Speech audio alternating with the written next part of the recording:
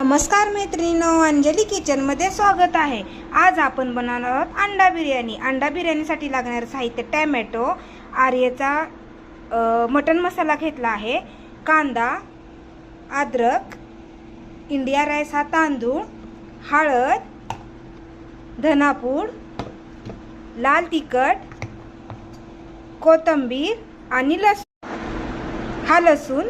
चला तर आता हे कोथिंबीर वगैरे सर्व साहित्य स्वच्छ धुवून कापून मी घेणार आहे आणि तांदूळ शिजायला टाकणार आहे।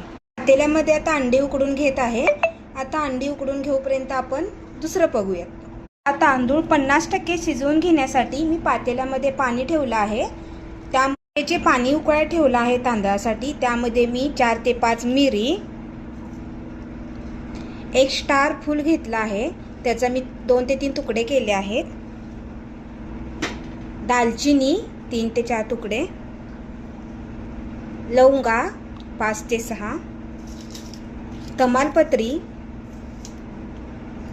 आणि एक अर्धा लिंबू पिळणार आहे मी पाण्यामध्ये, आणि तो लिंबू आहे असा पाण्यात सोडून देणार आहे।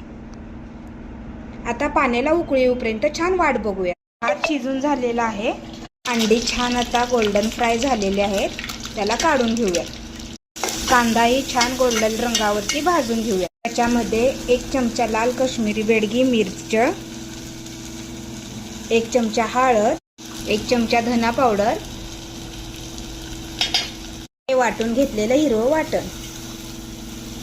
मसाल्यांना छान तेल सुटलंय। ही जी अंडी आहेत ते आपण ह्या मसाल्यामध्ये टाकून घेऊयात। आर्यचा मटन मसाला आपण ह्यामध्ये टाकणार आहोत। अंडा बिर्याणीसाठी मटन मसाला वेगळं काहीतरी कॉम्बिनेशन यूज करायचं, म्हणजे छान लागतं। हे अंडी छान झाले आहेत भाजून।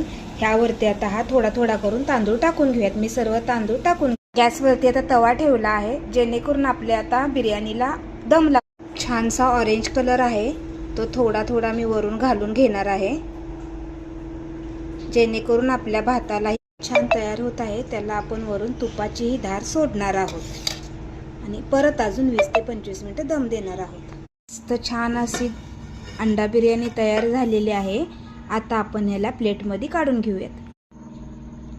मस्त अशी अंडा बिर्याणी तयार झाली आहे।